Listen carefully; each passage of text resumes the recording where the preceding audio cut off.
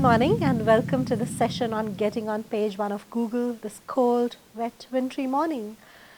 This event is brought to you by Arrow Internet Marketing. I'm Jasmine, and today's session, which is a part of Energize Enterprise Business Victoria's Festival, we would talk about how to get on page 1 of Google, how to create a Google-friendly website, how Google works and why Google has become the kind of search engine that it has.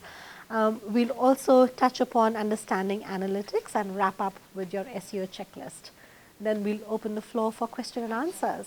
Let's get going. The reason why people made that switch from doing a search in Yahoo or MSN Live to Google was the success of the results that they got. The success of a search engine is measured in its what is called the executed search. It's also about credibility.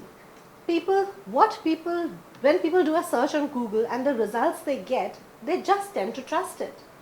People generally tend to think that the results which come on the top for any product or service are leaders in their brand. And that's both an opportunity and a threat. Opportunity because you can be as small an organization and still compete with really big companies. What's the threat? The threat is that you may be very good. You may be the one who provides the best service, has got the best pricing. But if you are not there on Google, that's the missed opportunity. And again, the power of this medium is that you are able to get to people when they are doing a search for. So as against, push-based marketing of billboards or any other method, this is more a pull-based marketing. People are looking for your product or service and they find you. That is why Google is as important the way it is. Why search engine traffic is important is that 70 to 80% of a website traffic that comes to a website would come from search engines. That's the average. So most people who come to your website have actually found you.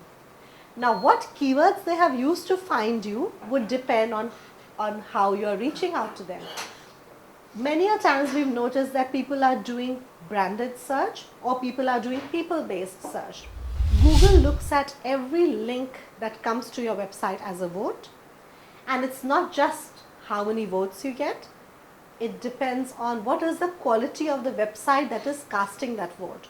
So if you get a vote or a link from a website which is considered an authority website, a site which itself has a good page rank, then the link that you get from that would influence your page rank and would also influence your rankings. The idea of the link is to be able to, the best method is to make your website a link magnet, to attract links, to get other websites to link to you.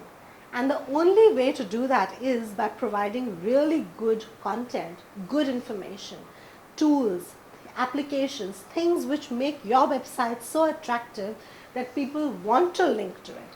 And that is the method to actually ensure that you get better rankings and a long term and the better method instead of the artificial you link me and I link you sort of method.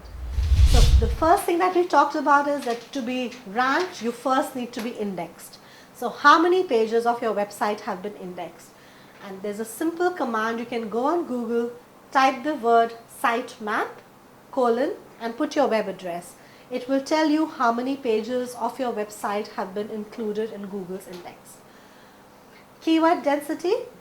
Select your keywords and see what is the keyword density on your website for those pages.